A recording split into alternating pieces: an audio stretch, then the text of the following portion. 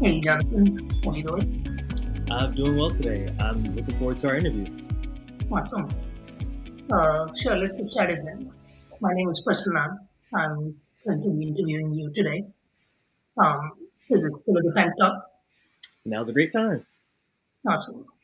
All right, here's what we would do. We'll go through a round of introductions, and then I'll ask about some of your technical projects that you've done in the past, and then we'll just talk about uh, certain aspects of it. All Right. right. So, All right, so my name is Prasanna. Um, If I were to describe me from not my LinkedIn profile, I'm a very curious human. I love learning new things and just understand how the world works and try to make it a little more kind of while I'm here. Professionally, I'm an engineer, a software engineer. Currently, I wear multiple hats. I have a day job. I work at Netflix as a software engineer who focuses on understanding how our apps are working for our users. I manage teams. I built teams before that at LinkedIn to do something similar, working on the performance of LinkedIn's applications. Outside of that, I work with multiple nonprofit organizations. I sit on the boards of some of them as board of director and trustees to see how we can leverage technology for social good. Also, I'm on the standards committees of IEEE working groups to create better standards for how we use technology, especially AI, uh, just to make our world better for everyone. wow. No, that's fantastic. I love that. Hi, I'm Jonathan. I'm a senior back engineer. I've been an engineer for about 7 years at this point, working from finance to startups, and most recently at the. I'm a team lead there, so I'm leading a team of about 4 people, 2 backend engineers, 2 DevOps engineers. But outside of that, I think we do have some common interests. I really like to support people in technology, people who are trying to grow and learn.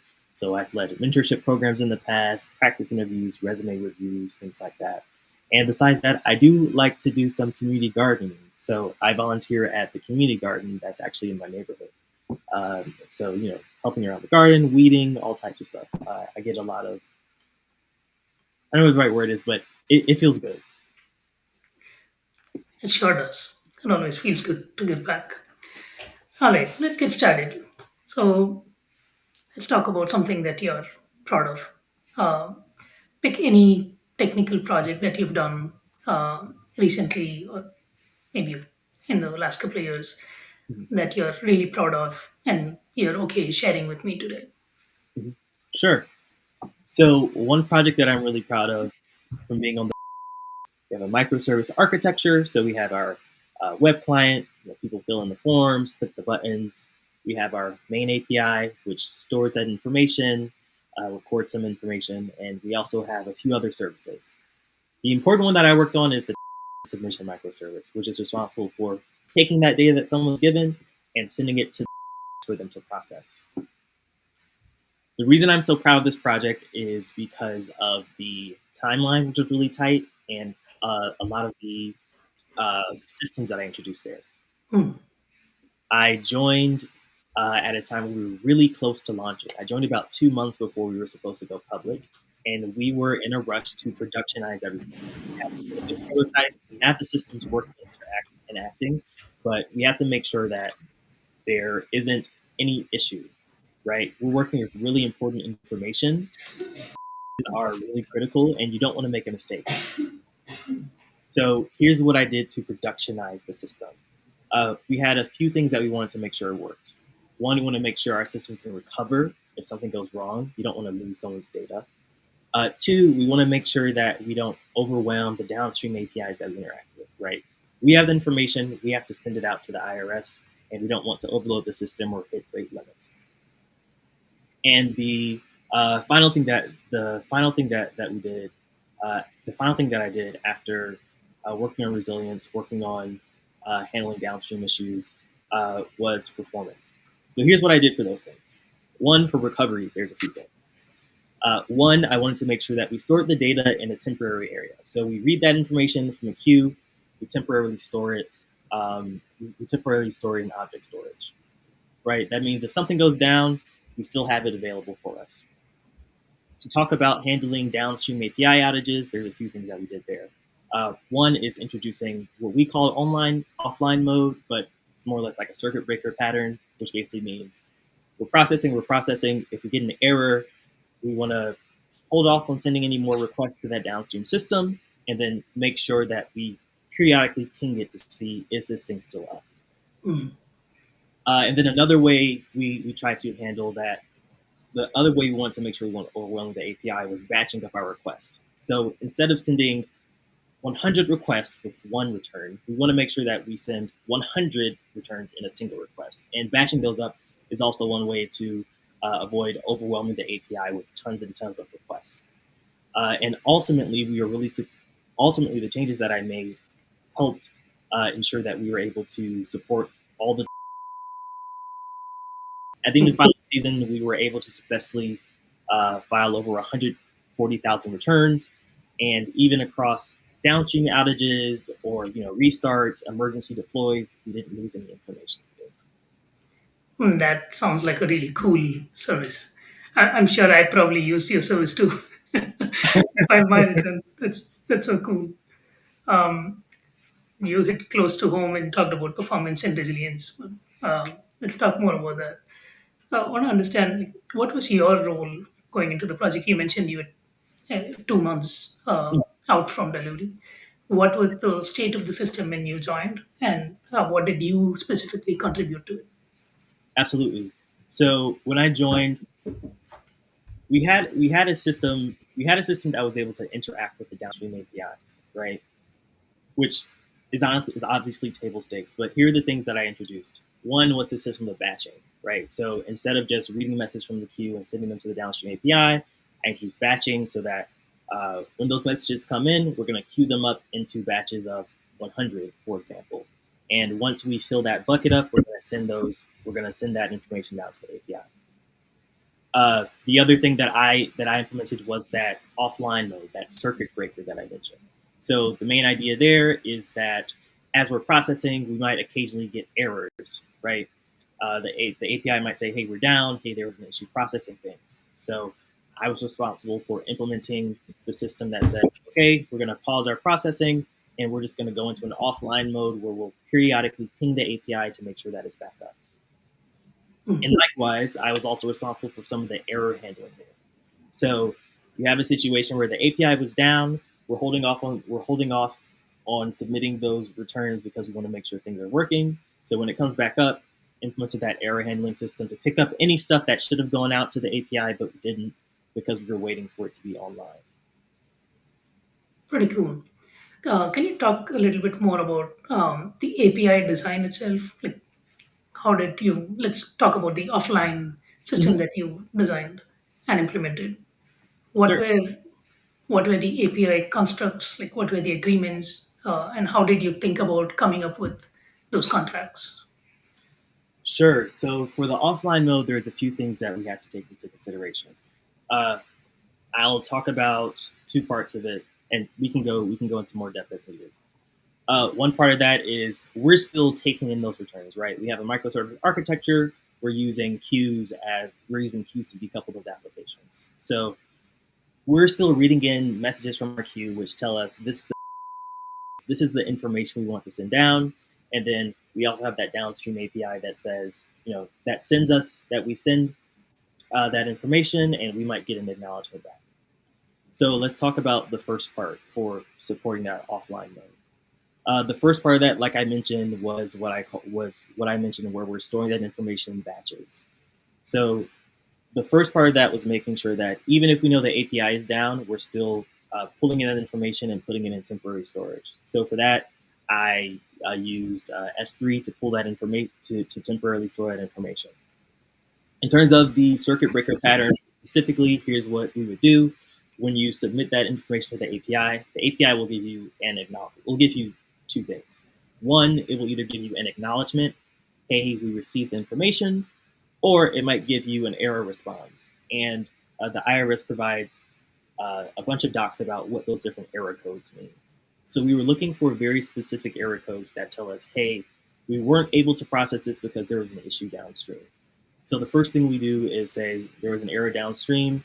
Let's there was an the first thing we did for that. First thing that I did for that was sorry when I send that information down to the API and I get that particular error code, I kicked off I won't say a class, but a piece of logic that basically says I got this error code, and now I want to turn off submissions to that API.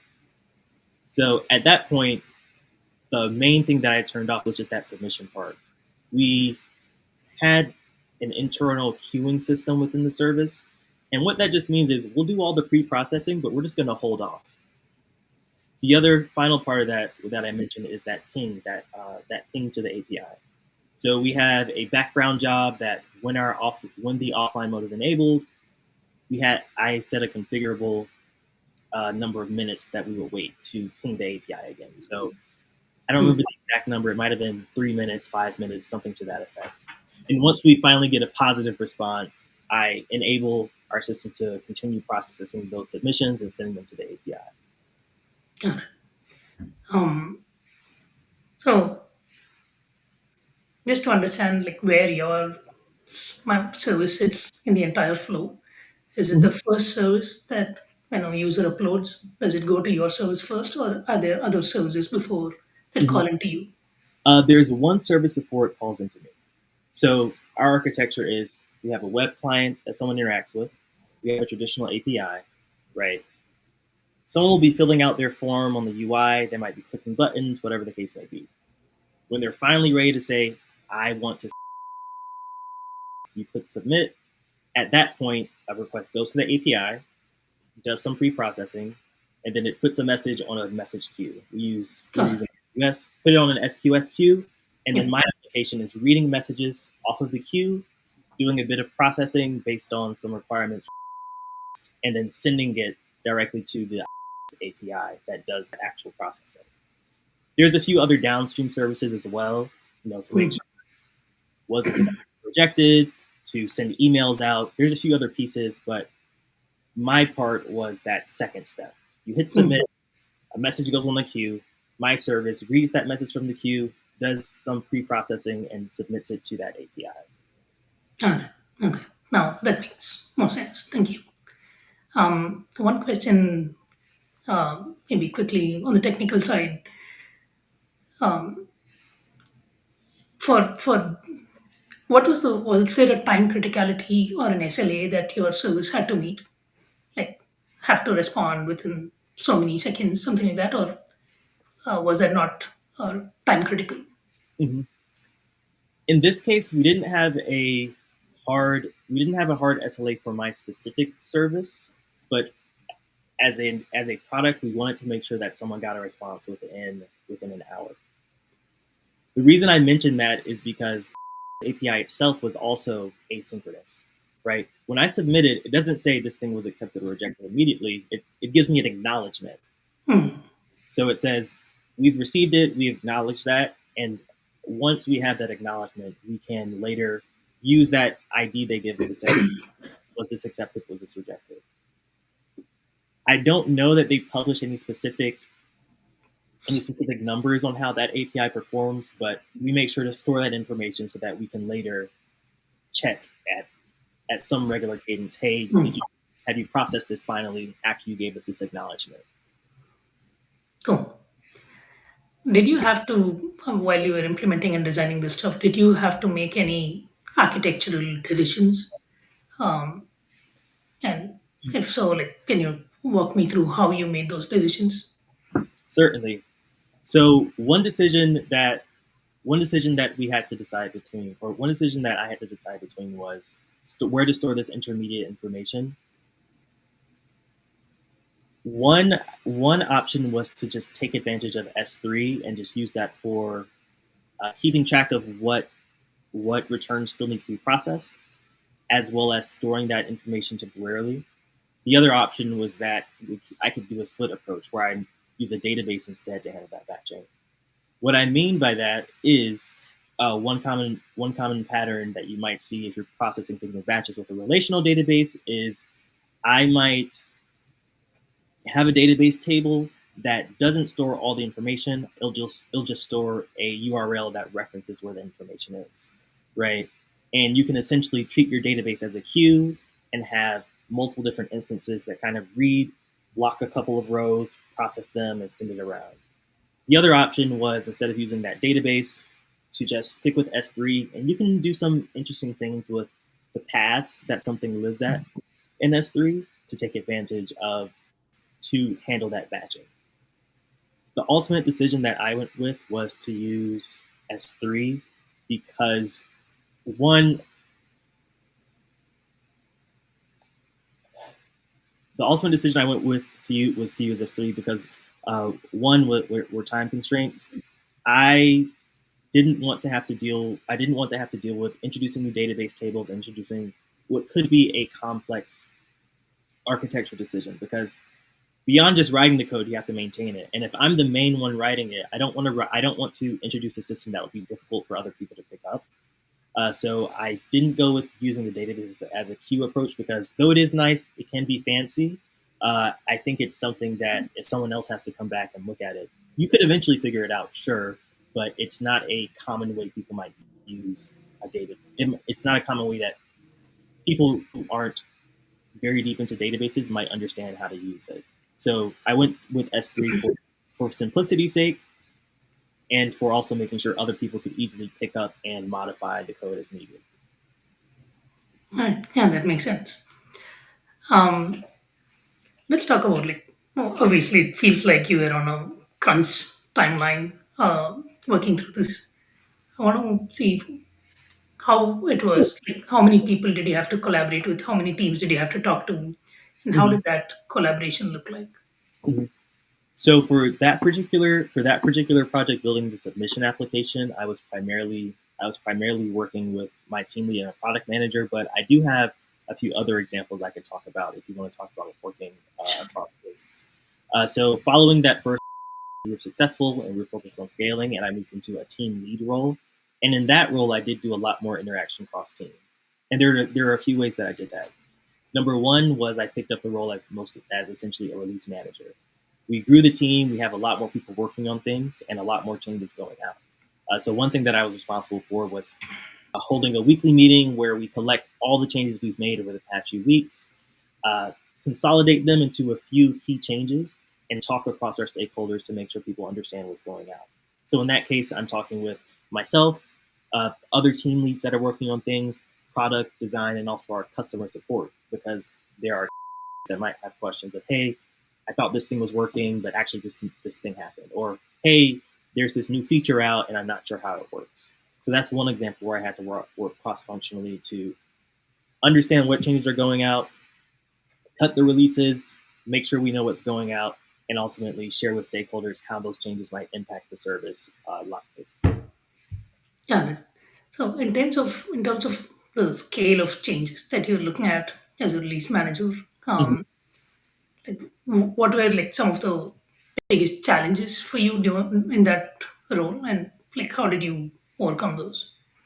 Sure. I think there's a few challenges, especially when you're having a large engineering organization. Because of how we chose to do releases as release manager, one of the biggest things is there are a lot of changes. And two, as a developer, you might be heads down on working on your change, and you might not know, okay, when is this change going out? So one thing that I had to really work on is over communicating. So that means not only making a scheduled event and calendar saying, hey, this is when changes are going out, but also talking with team leads and making sure they know what the schedule is. One thing that I had to grow into was instead of assuming, hey, everyone knows we're going to get the code out on Tuesday, was making an effort to put it on calendars, making an effort to make meetings, making an effort to reach out to team leads to let them know when things are coming up, and also be accommodating because there might be a late breaking change that we release our thing to a staging environment, turns out it doesn't work as expected. There's also that coordination of making sure those changes get in and we have that bug fix out before uh, sees it. I think the other side of that is also on the product side. I think sometimes there's gaps between what I understand as a developer and team lead and what product might understand as what features are going out. One thing I had to work with as well was I thought, okay, I'll just generate the release log from all the commits that came out, right? I'm a developer, I can read them. That's not the same language that product managers or designers are reading. So I had to work along with our team leads to make sure, okay, we have our complete change log. Let's walk through that, consolidate it, and translate it, not just to what code you committed, but what changes are going on. Like, what is the product that you're releasing each week? So I think communication was a really big part of what I had to grow into in that release manager role. Nice. That's a great example. How much of that process was manual, and like did you bring in any kind of automation into that? Mm-hmm. So we had a decent bit of we had a decent bit of automation. So I'm not reading through every single commit. GitHub has some tools where we can generate a release log automatically.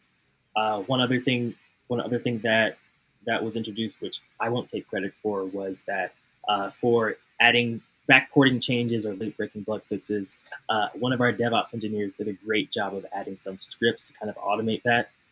Like I said, you want to make things as easy as possible for people, especially when you're trying to get out late breaking changes. So we had a DevOps engineer introduce scripts to easily backport your changes from your branch to a release branch that we had cut to simplify getting your changes out. As a developer, you might be heads down on something. You're not worried about where it's you're worried about the bug fix. You're not worried about I need to mess around with a bunch of Git commands to make my changes go where they need to go. So that was a bit of automation that was introduced as well. All right. So the two projects that we talked about today, if there were any changes you had the option to make today, Mm-hmm. what changes would they be and why? Pick any project, any of those two projects. Mm-hmm. If there were any changes I had to make, what would I make and Yeah, why? what would you change in that system today if you were given the choice? Mhm. That's a good question. I think one improvement that we could make, and again, this is more of a process thing, is uh, trying to figure out a way to give teams more autonomy in release schedules. I think for a bunch of reasons, some of them team level, some of them org level, we went with like a weekly release process where we send everything out in one big package. But if I could go back and change or improve the process, I'd want to push more of that the operations part down onto teams. Especially as you grow an organization, having that centralized place can be good in some cases, right? We have a weekly meeting, everyone is sitting down looking at every single change. But very Yeah. often with bug fixes, you might not want to wait for a weekly release for everything to go out so that you can get your change out. Maybe you just want to deploy one piece of your application, or maybe your changes are completely separated from everything else. Yeah, that does make a lot of sense. Yeah, and Cool.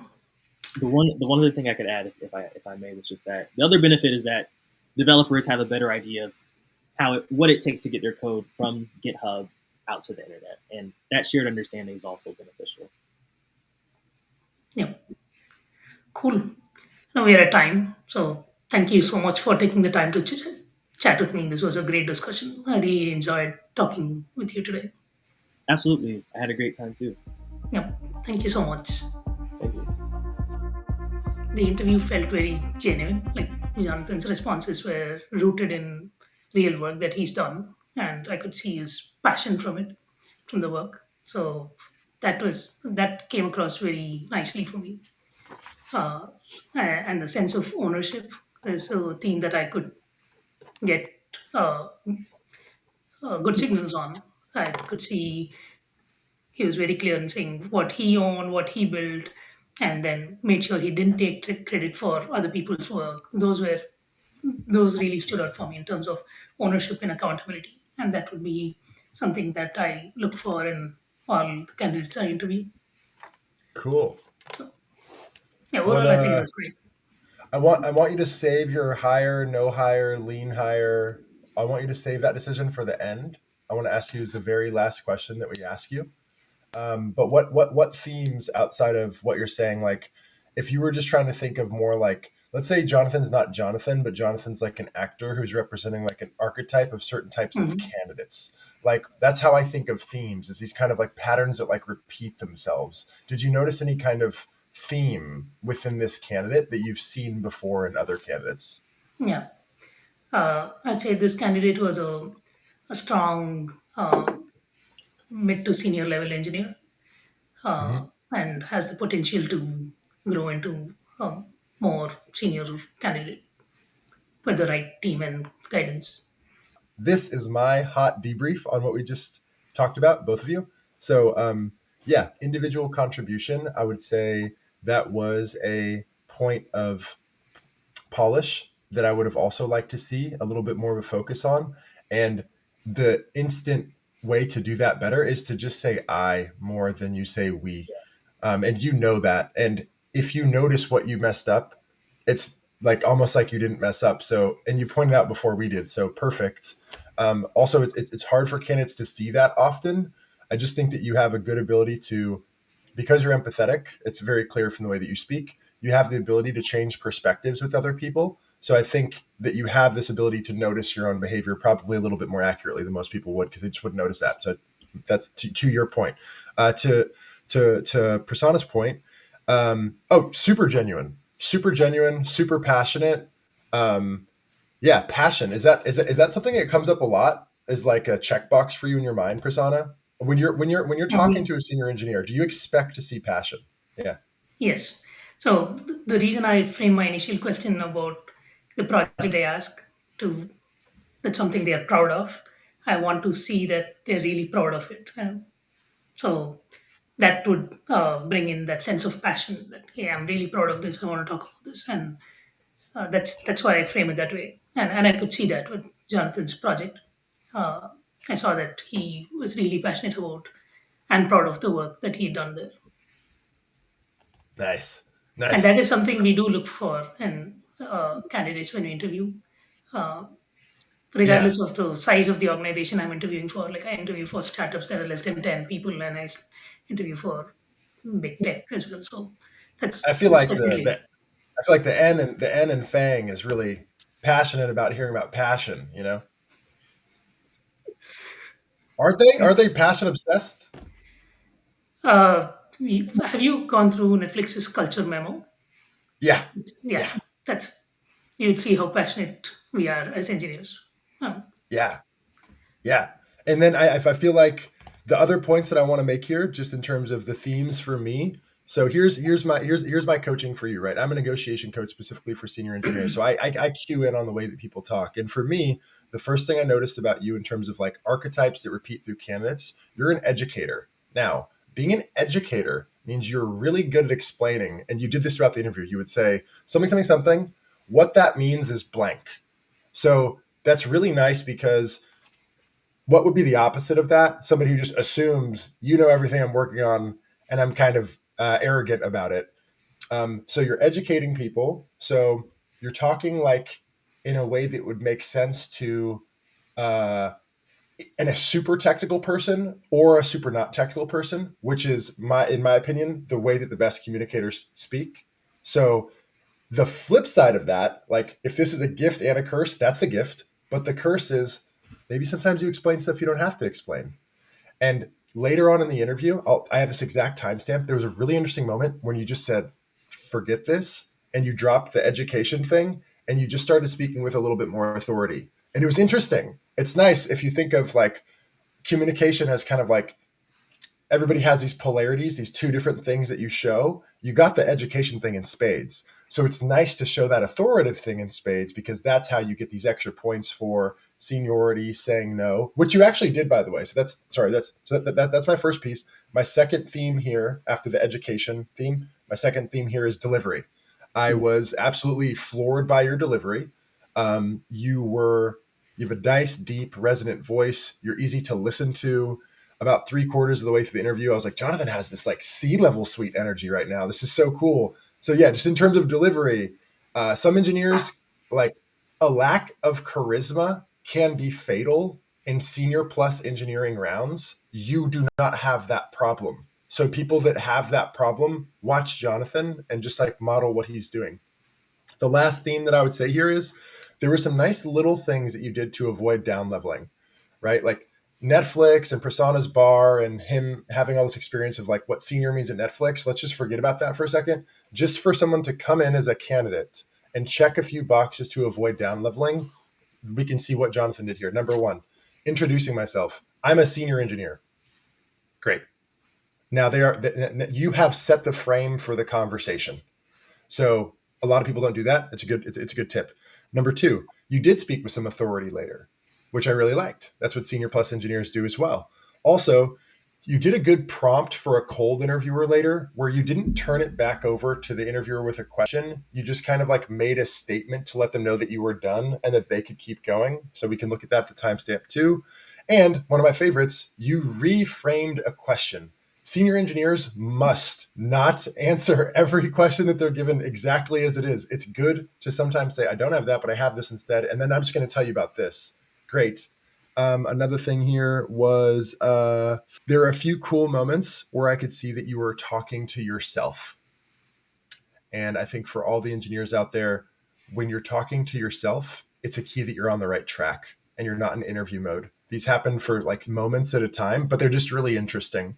In my ways, I call them helpful distractions that people that sound like a robot when they talk, they actually like need help to like take a practical step to not sound like a robot. So one of those ways is to talk to yourself. And you literally did that once. So I'll point it out. It doesn't sound as crazy as it sounds. I don't mean like on the streets of the city, like mumbling. I mean, like saying something offhand, like, oh yeah, I'm not really sure. I don't really remember exactly what that number was. Anyway, like, yeah, or that kind of thing.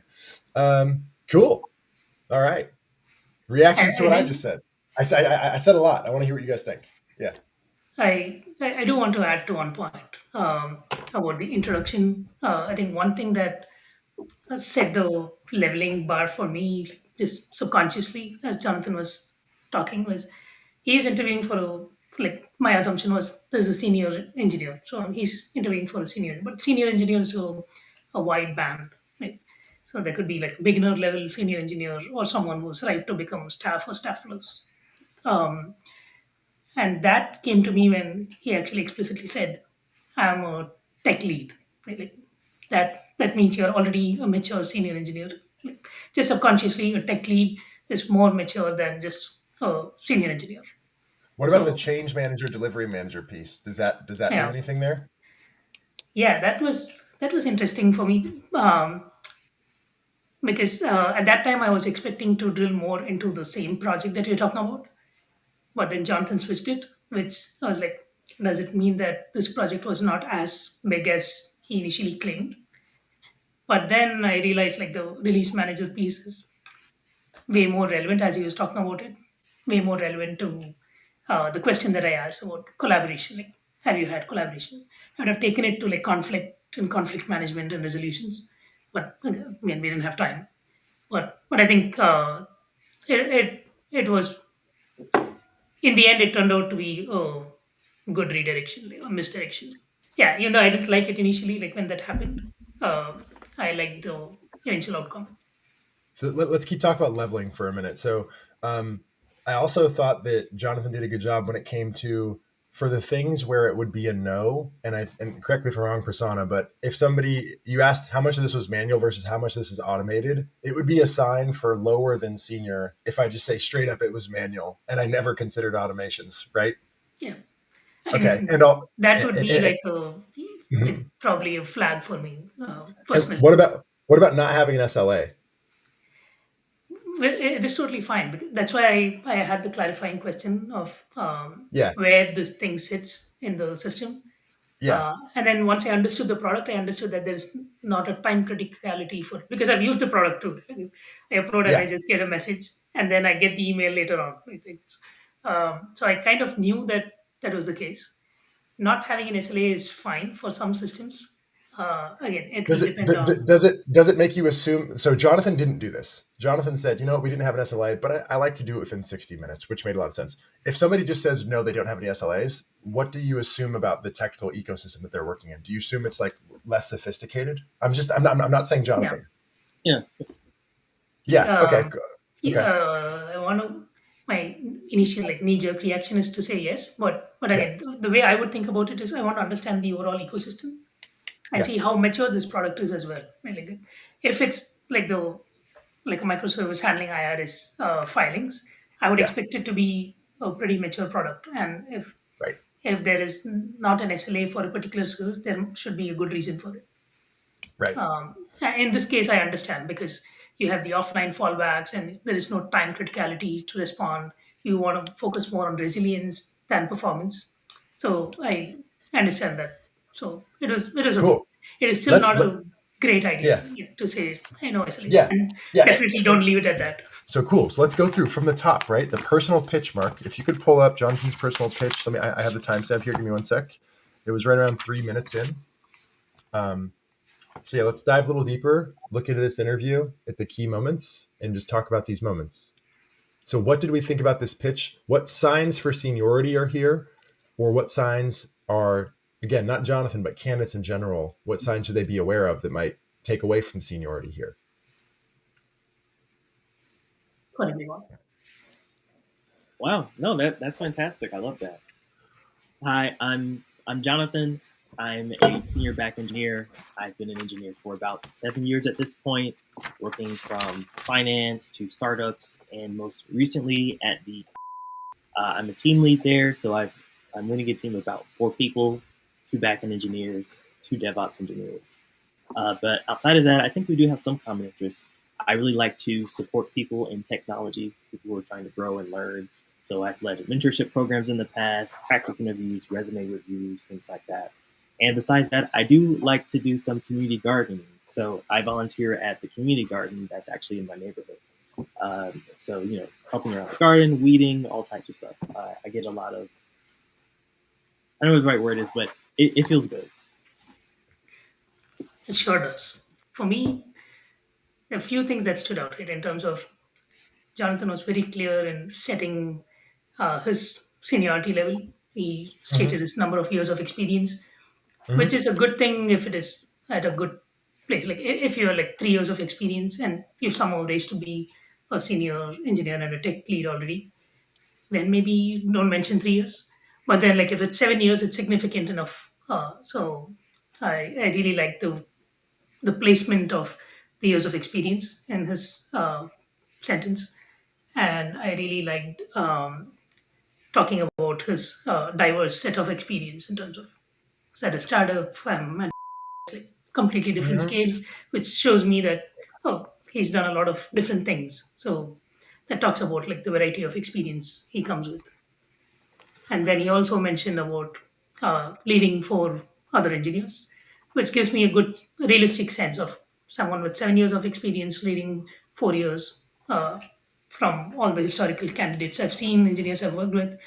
Uh, that gives me a sense of what kind of person I can expect in this interview. So that was What really good level setting for me. what level specific data did he give you that you noticed here in the personal pitch? Like he mentioned where he's at now, which is senior Mm-hmm. engineer, and he Yep. was a team lead uh, Yep. where he's leading 4 engineers. Yep. Yep. I Right. like that. Did you like So that? Did you like that yeah, inclusion? yep, I like that. And that's what I'm talking about. Like the way he set his level, uh, Yep. his current level, which subconsciously as an interviewer, when you talk to someone about their current level, the way you would evaluate the interview is I'm going to evaluate this person at this current level. I already have an idea of what kind of engineer this person is going to be, right? And that's where Mm-hmm. uh, I would level them in my mind as I'm talking through the interview.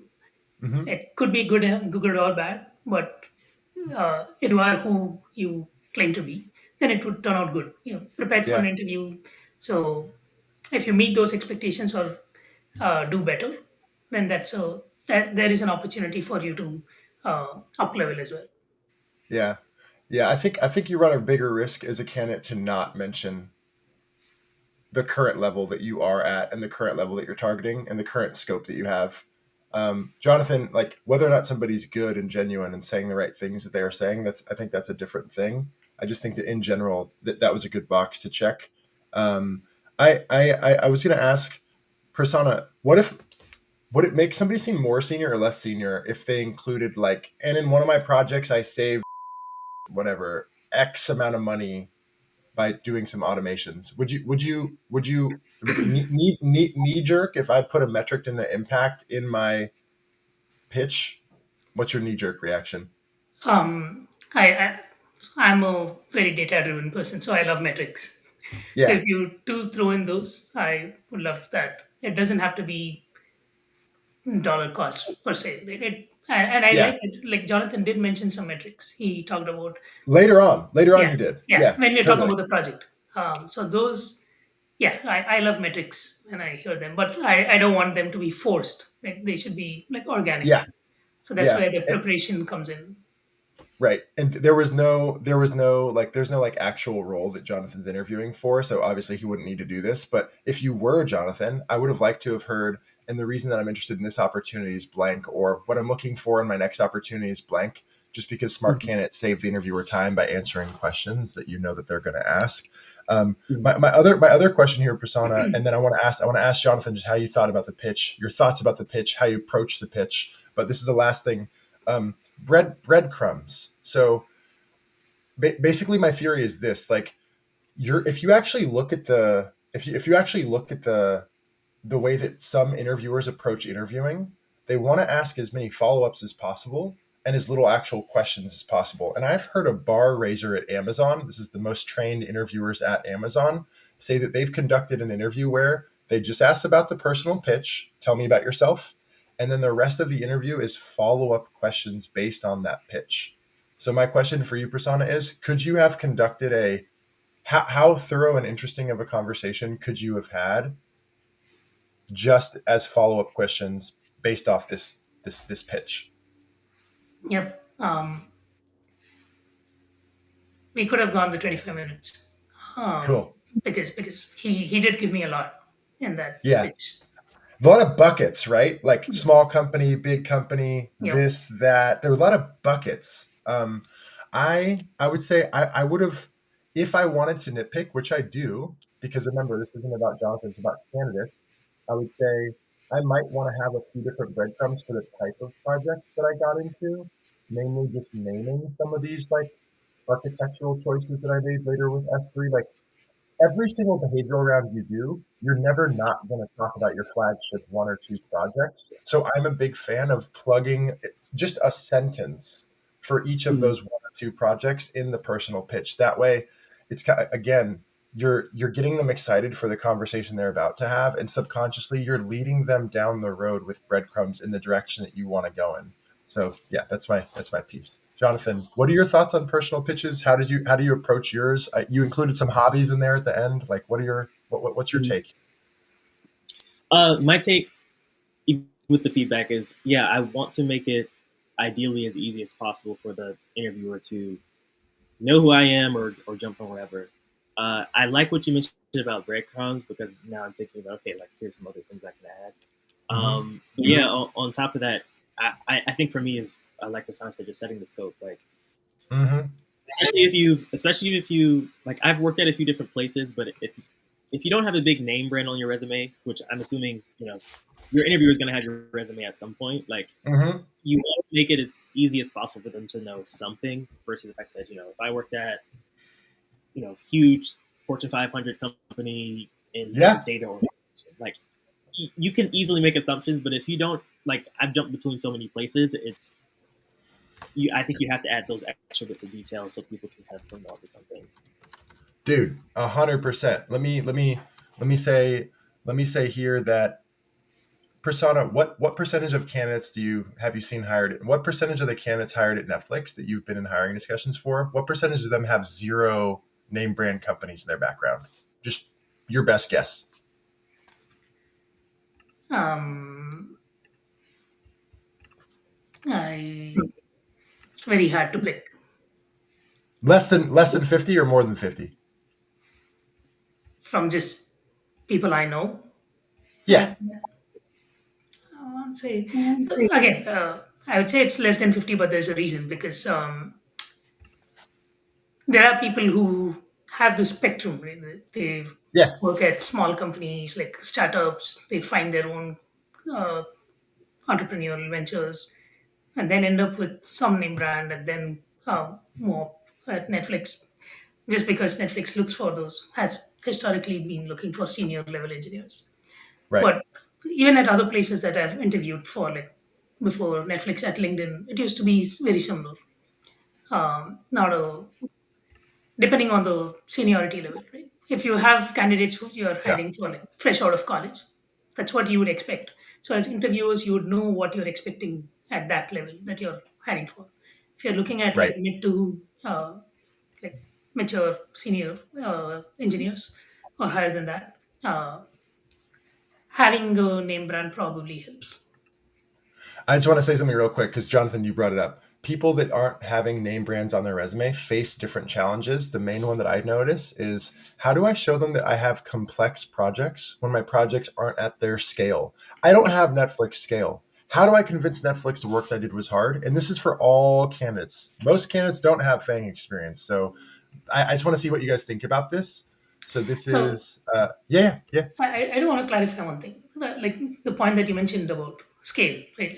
yeah, Like I don't know if I would call name brand like tech company, but then that yeah. stood out to me because he spoke about the scale at which he worked, and I know operates at that scale. So I immediately expected to have the complexities that I would look for This candidates is to not solve. this is not for Jonathan. This is for other people and for us to have a conversation. Like what Yeah. I'm saying is if you guys take a look at this right here, just what do you think of this? If your background only has smaller scale projects compared to the company you're interviewing with, think of other ways to showcase complexity, such as a high growth rate, a lot of dependencies, changes as a result of your efforts, risking your reputation, a scheduling impact with a downstream effect, a consequence like losing a customer if you got it wrong, learning a new technology, especially if it was outside your wheelhouse, shipping on a tight deadline, complications over completing priorities with teams, and navigating ambiguity.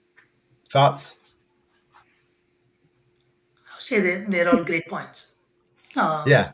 you want to pick and choose. You don't like depending on what level you're interviewing for, uh, hmm and talk about certain things from here. But these are all great points. Which one strike you as higher level? Which one strikes you as lower level?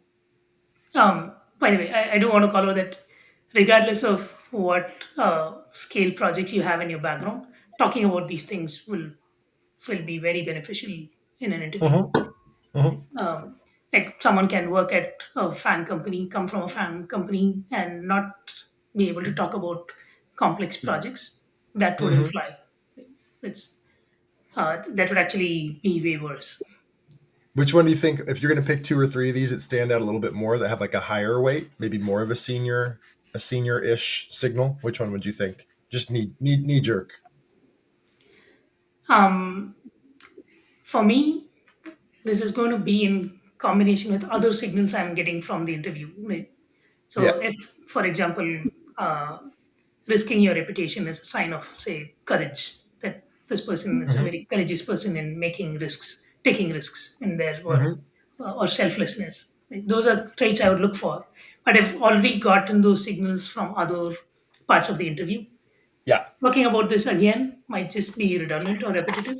So I Yeah. would say be prepared for all of these, and then pick and choose which one you want to use based on how the rest of the interview has gone so far. Yeah. Cool. Cool. All right. Jonathan, thoughts on this bad boy? Is this, what do you think? Yeah, from my perspective, the ones that stick out to me, I think Yeah. navigating, ambiguity and Mm. competing priorities. I think independent of whatever company you're at, I think competing priorities and navigating ambiguity are going to be common everywhere. And so hmm I think that's something you can. I think that's something that's easier to highlight if you are having that. If you are second guessing yourself of, okay, do I have the scale? But if you can speak to those common questions that every team deals with those things. Um, Personally, I think those stand out to me. Cool. Um, yeah, Cool. and the one other one I would say is the consequence, like consequences, losing a customer or whatever benefit, whatever upside downside if you weren't able to deliver what you were working on. Mm-hmm. Cool. So let's get into some of these more timestamps here. So my moment that I marked as I absolutely must watch with you guys is over here at 9:45. So this was a follow-up question to Prasanna's first question. The first question just like tell me about a project. This one was tell me more about the API design. What were the specifics? And I want us to notice the micro signals that we're sending about leveling, specifically with our language choices. Words like contract. Is that a senior plus word? Does it give you a knee jerk reaction of a senior plus person that uses words like contract? And also, just like, let's notice just what we think of this answer. Yeah, right around 9:45. Bit more about the API design itself. Like, how did you? Let's talk about the offline system Mhm. that you designed and implemented. What Sure. were what were the API constructs? Like, what were the agreements, and how did you think about coming up with those contracts? Sure. So for the offline mode, there's a few things that we have to take into consideration. Uh, I'll talk about two parts of it, and we can go into more depth as needed. One part of that is we're still taking in those returns, right? We have a microservice architecture. We're using queues to decouple those applications. So we're still reading in messages from our queue, which tell us this is the information we want to send down, and then we also have that downstream API that says, that sends us that we send that information, and we might get an acknowledgement back. So let's talk about the first part for supporting that offline mode. The first part of that, like I mentioned, was what I mentioned, where we're storing that information in batches. So the first part of that was making sure that even if we know the API is down, we're still pulling in that information and putting it in temporary storage. So for that, I used S3 to pull that information to temporarily store that information. In terms of the circuit breaker pattern specifically, here's what we would do. When you submit that information to the API will give you an acknowledgement. Will give you two things. One, it will either give you an acknowledgement, hey, we received the information, or it might give you an error response. And the IRS provides a bunch of docs about what those different error codes mean. So we were looking for very specific error codes that tell us, hey, we weren't able to process this because there was an issue downstream. So the first thing we do is say there was an error downstream. Let's there was an the first thing we did for that. First thing that I did for that was, sorry, when I send that information down to the API and I get that particular error code, I kicked off, I won't say a class, but a piece of logic that basically says I got this error code, and now I want to turn off submissions to that API. So at that point, the main thing that I turned off was just that submission part. We had an internal queuing system within the service, and what that just means is we'll do all the pre-processing, but we're just going to hold off. The other final part of that I mentioned is that ping, that ping to the API. So we have a background job that when the offline mode is enabled, I set a configurable number of minutes that we will wait to ping the API again. So I don't remember the exact number. It might have been 3 minutes, 5 minutes, something to that effect. And once we finally get a positive response, I enable our system to continue processing those submissions and sending them to the API. Nice. Um, Prasanna, what do you think? What knee jerk reaction do you have to that in terms of signaling for level? um, my initial reaction, just watching it again, and I think this is the signal I had back then too, is I talked about specific like the contracts. The signal I was looking for is if this candidate had actually designed those APIs, they would talk about these were the requests parameters supported, these were the responses, like very clearly. So the signal I got from that response from Jonathan is he probably, I won't say Jonathan, this candidate probably worked on the Yeah. queuing system itself, but the APIs already existed in code and they didn't actually implement those. But they implemented the queuing system around it to enable that offline mode. Is the sense I got from that explanation. I don't know if it's true or not. Right. Uh, and But what I was specifically looking for is, does this candidate have experience defining like the schemas and the contracts? If they talked about this was a REST API, or like this was a GraphQL endpoint, like whatever, or it's protobuf, this is how its definition looked like, then that would have given me a signal that he's a this is a candidate who has experience designing schemas and APIs across services. So that would, to me, bump up their seniority as an I love engineer. that.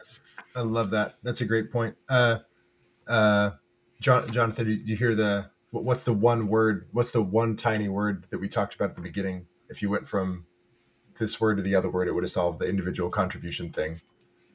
I. Yeah, yeah. I keep hearing we, and I'm like, what is he doing? And then those follow up questions would be, what were you doing? Yeah. What did you think about what did you think about the circuit breaker pattern points and the queuing points? Basically, again this theme of like Jonathan would say something, or the candidate would say something, and then say what that means is blank. What Um, signals am I showing about my leveling if I'm explaining these kind of things? Yeah, um, I think it's a delicate balance where if a candidate is over explaining something, that would mean that maybe they just prepared that piece so well and they want to yeah. just give me all the details. Did he feel Uh, too scripted though? Did Jonathan feel too scripted overall? um, the part where he got a bit confused about what he was going to say, I think he lost his line of thought. Yeah, That's fine. And that was, I felt like that might be, that might have been because he had something in mind that he had prepared to talk about, and yeah, then he was talking about something, and then there was a conflict in the flow of thoughts, and that's yeah. when he had to like take a pause. But I think he handled it But well. but overall, would you call him too scripted? Overall, No, no, me neither. it No, was I don't very think so. genuine. Yeah, Yeah, yeah, extremely. And I think that yeah, that's totally natural to lose your train of thought in an correct. interview. Yeah, But I liked another thing that you did here, Jonathan, was again talking about these little signals. Like half of interviewing is literally just knowing how to delicately balance not giving too much context and giving enough context. And the other half of interviewing is just knowing like the signs that know you're on the right track and the signs that you're slightly off track. And one of the tiny little signs for when you're on track is when you say things as a senior plus engineer, like, I don't remember the exact numbers. If you don't remember details from your past projects, hand wave them just like Jonathan just did here.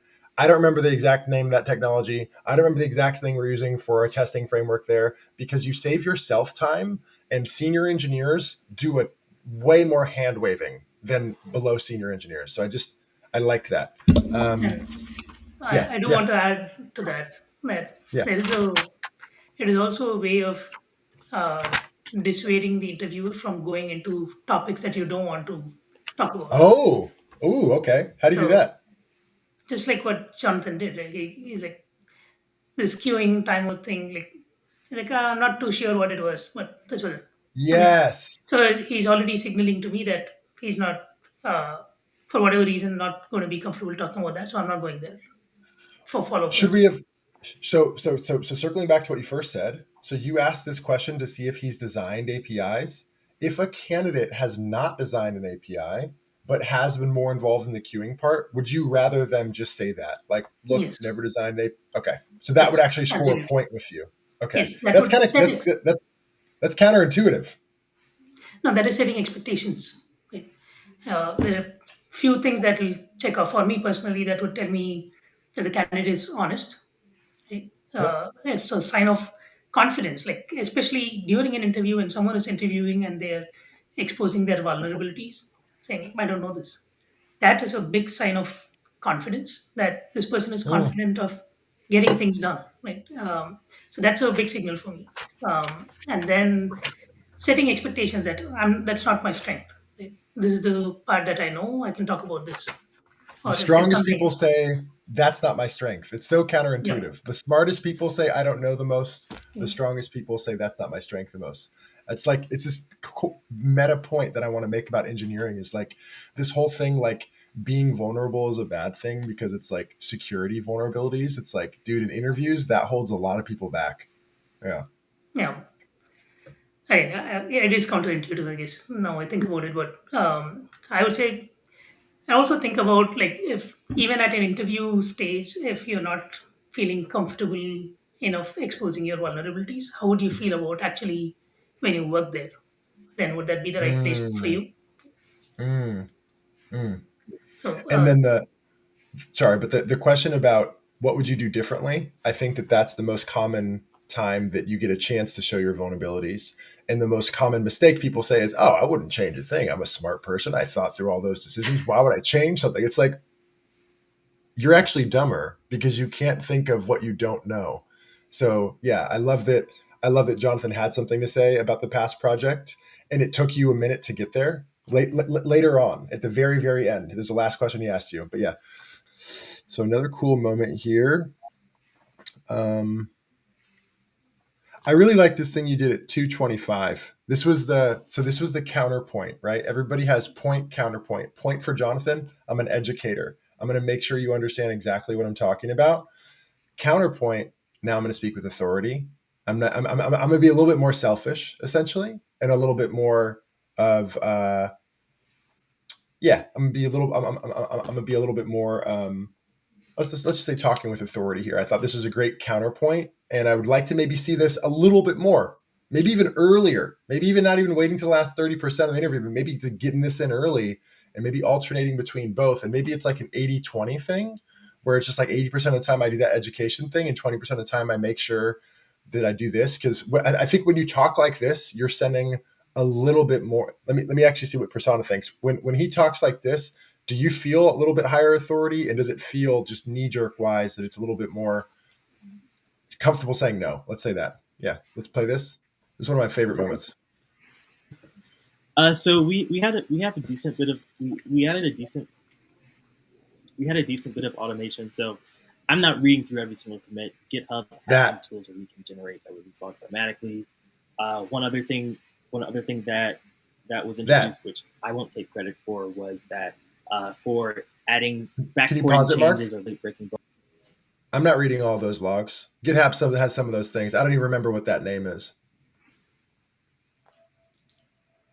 Is he talking uh, with a little bit more authority there, or what do you think? Just I know this is a small clip, but literally, like yeah. in the lab in the lab for interviews, they've gotten that random people can walk off the street and accurately predict whether or not somebody will get a job offer just by watching the first 10 seconds of their introduction on mute. So we can get a lot of data from a small slice of data. So I'm just saying, from that small slice of data, what is your knee-jerk reaction? Just for a person that says, "I'm not reading all those logs, I don't have to." And GitHub has some things, but I don't even remember the name, honestly. Yeah, For me, that did stand out well. I don't know yeah, if I would call it authority, but yeah, it is how the real world works. It's yeah. so that shows me that this person has experience. They've really done what they're talking about. They know what they're talking about. So in that sense, yeah, it might be authority. But for me, like that was genuine. It was very genuine. That's how it would have happened if I have to think about how it would have happened in an environment like that.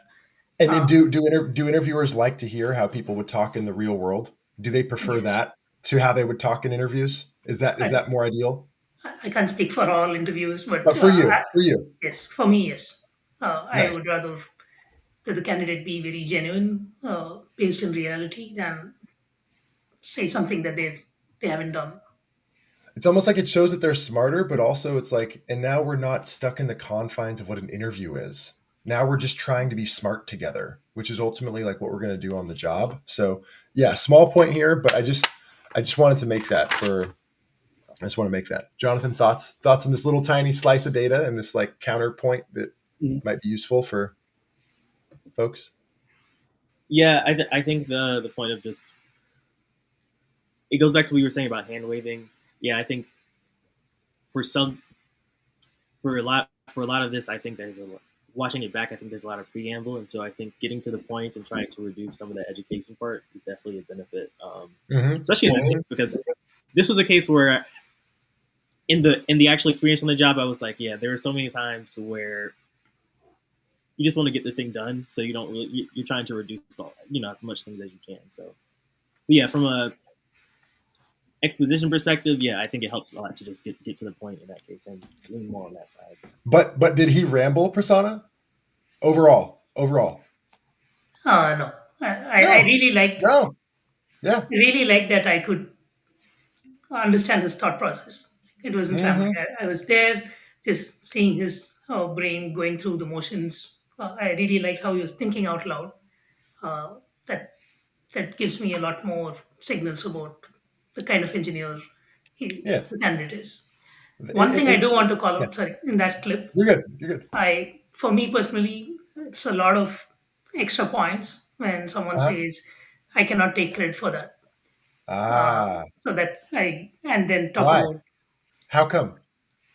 because when I'm interviewing someone, this is someone I want to work with uh, daily, Mm-hmm. and for that, trust is very important. And what kind of person would I trust? Someone who's not going to take credit away from me, someone who I can trust to do the right thing, working Mm. every day with me. And such an environment, if someone tells me I'm not taking credit for that, even though that person is not even in the room who they're taking credit from if they were going to, and I wouldn't know either, right? So if they do say that, that's definitely extra credits. It's almost like the senior thing is part of it, but then that trust thing is part of it. Like you just can't come in and be like, I'm just a badass senior and I speak with authority. And it's also like, no, I have to have that other side of like, yeah, and I didn't do all that stuff. It's like you're right. There's a certain amount of approachability there. Um, really cool. Yeah, really cool tip. So here, this is another 4-star moment. And I have a 4-star scale, by the way. If we go to 23, 22, this is the most common follow-up question in behavioral interviews. What would you do differently? And Jonathan didn't nope out, though you could have. You could have just said this is taking too long and I don't know.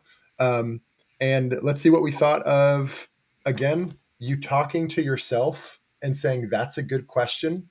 It's another sign that you're on the right track. When you're talking to yourself, you're not concerned with your how you're looking to the interviewer, and counterintuitively, it actually means you're doing a better job because you're being more natural.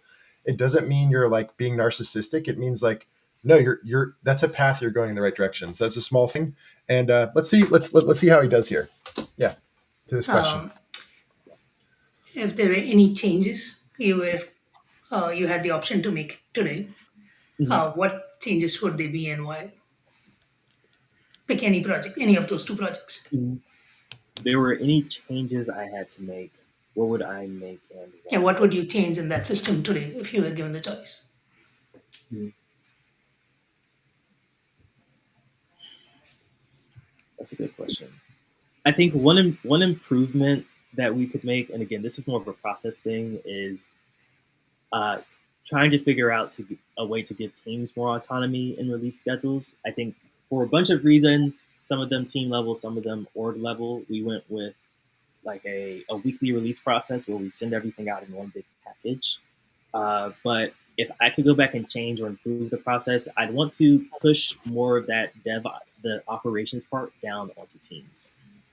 Especially as you grow an organization, having that centralized place can be good in some cases, right? We have a weekly meeting, everyone is sitting down looking at every single change. But very Mhm. often with bug fixes, you might not want to wait for a weekly release for everything to go out so that you can get your change out.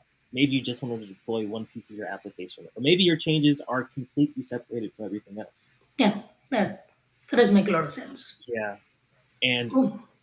the one other thing I could add, if I may, was just that the other benefit is that developers have a better idea of what it takes to get their code from GitHub out to the internet, and that shared understanding is also beneficial. Mark, pause. I am so freaking happy to see you interrupt your interviewer here. Here's the thing. Here's the thing. If you're going to be a senior plus engineer, you got to interrupt your interviewer once throughout the whole interview to make them feel listened to and respected with your and that you have passion. So another great job, great signal. This is where I wrote down Jonathan has that CTO energy because again, you're operating in this shared framework of you know how it is. You know how it is. You don't want to review all these things every week and have to wait for to ship every week to do this. I just that's where I wrote down Jonathan has CTO energy here, and I just like it's because you're talking in the way of like, dude, I get it. they call this leveling. One of my favorite books about communication is called The Verbal Art of Self-Defense. And she says a lot of things about tonality, and the way she talks about like the ideal way that we should talk to people is like leveling. It's just kind of like you and I both know that we don't want to wait every single week to review these bugs and changes. And it's like, oh, wow, cool. Yeah, this person's totally here with me. So yeah, one of my favorite parts of the interview. Reactions, knee-jerk reactions to this clip. I'll go first. For me, I really love that he took time to think about a response, because again, that means the candidate was able to think on their feet, like for something that they're not really prepared to answer. And I gave them two choices. One was the technical project, and then the other Mm-hmm. one was the process oriented project to talk about. And that was intentional because that gives me a sense of some level of seniority again, because a person who's spent more time in the technical meat of things as a more like engineer to senior engineer candidate would Mm-hmm. have probably picked a technical challenge to talk about that they would change, which is fine, which is a complete IC candidate. Mm-hmm. But then if someone is able to talk about process, Mm. that to me is those are the pain points that lead and above kind of candidates would face. That is something that I know I deal with in a lot of places for many years now. It's like, can we just improve this process? It's about dealing with process and people, uh, that shows that level of maturity as a lead and above, compared to here's a technical challenge. If you had picked something like, hey, I picked S3 versus the database, I would have done something differently there. That's a good sign too. Technically, someone very strong who's showing vulnerability to go back and change what Mm. decisions they made. But talking about process has that little bit of maturity that comes only with experience. Man, that's good. Yeah. We're about to just end on the last thing and just see what our closing thoughts are. So, Jonathan, any reactions to either what we just said or this last answer? Yeah, I mean, candidly, that I kind of was thinking on my feet because I was like, yeah, I did some prep, but I definitely wasn't expecting that question. I also think just in general, like you mentioned, like as a senior engineer, the more you grow, the more you start to get into process stuff, and so I think I didn't lean into that intentionally, but the reason I leaned into it because honestly, it can be more frustrating for the process stuff versus like a technical decision because it's a lot easier to get a technical decision, right? Like I can go in my IDE, I can write the code. Yes, I might have to, write it. I might have to talk to one or two people, but the process parts are where it gets kind of gnarly because it takes more than just you or even a handful of people to move that in any direction. Influence. Yeah, it involves influencing other people. Good, good, good. Okay, let's get our overall takeaways in here. I think I want to go first. I let Jonathan go second, and then Prasanna go third. And I would love to hear higher, no higher overall decision for Prasanna. So for me, I'm gonna say one point that you just mentioned, which is you're a good improviser. You have to know if you're a good improviser. If you're not a good improviser, there are a couple ways that we talk about in the course about how you can learn how to improvise. And actually, Jonathan showed a few of them here today. Number one, improvise in a direction. So you can improvise in a direction anytime you're asked a technical question. If you don't know what to say, and it's a question that's technical, it's not like, tell me about a time you had a conflict with a colleague or something, which is more about human interpersonal skills. If it's like, tell me about a project that you did, you don't know what to say, just talk about trade-offs and talk about complexity. So complexity, like what was the greatest thing that I encountered on this in terms of challenge and what did I do about it? Um, and outside of that, you're always going to have to improvise in every single interview. So prepare for it and search in a direction such as greatest challenge or um, trade-offs, and that'll be an easier way to improvise. Overall, yeah, I thought that if you're the type of candidate who really, if you're the type of communicator who really enjoys educating people, that is a gift that a lot of engineers don't have. The gift that comes with that is that you're going to be seen as humble. You're going to be seen as a better communicator, but the risk that you run is over optimizing on that and then having a little bit less authority. So if you can have those points where you educate, but also super early in the interview, show that you can do the opposite and just talk like leveling.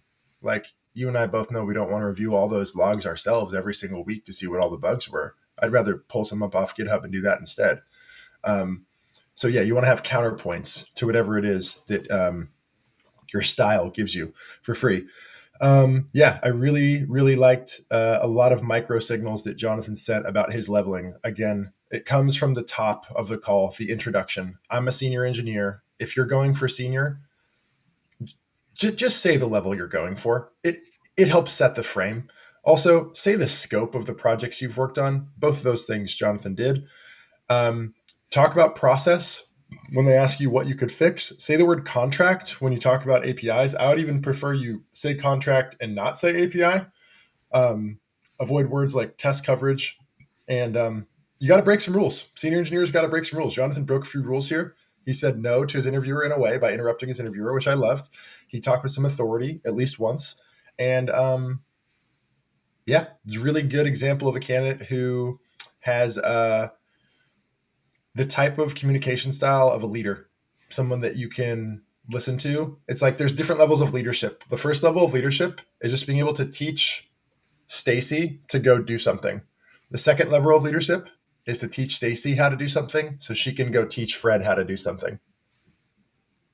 I think that the second one involves conviction, actually getting people convicted in your ideas. The first one is just getting them to understand buy-in versus conviction. So yeah, that's my wrap. Jonathan, what do you got? Takeaways from today? Yeah, I think one of my takeaways watching the clips, I'd like to reduce a bit of repetition. I think watching back some of the answers, I think I get the answers, but I think I circle around with a bunch of things. That's kind of like the educator thing that you were mentioning. So I definitely want to do that. Also, as well as the counterpoint. I know we talked about speaking with authority, so I definitely want to see how I can kind of push that as early and as push that earlier into the interview. Because, like you said, you only have so much time. You want to give the person as many signals as possible. Yeah, I'm going to leave it at that. Yeah, I think y'all have spoken to a lot of the other things. Prasanna, close us out. All right. For me, this was a great discussion. So thank you, Jonathan. One more thing that Kevin mentioned earlier to keep in mind is using I and we appropriately. Focus on the I's in your interview because it is your interview. Um, I loved the authority aspect of it, but I also really loved Jonathan's humility while speaking with authority. So it's a uh, that was a very delicate balance, and I really love that.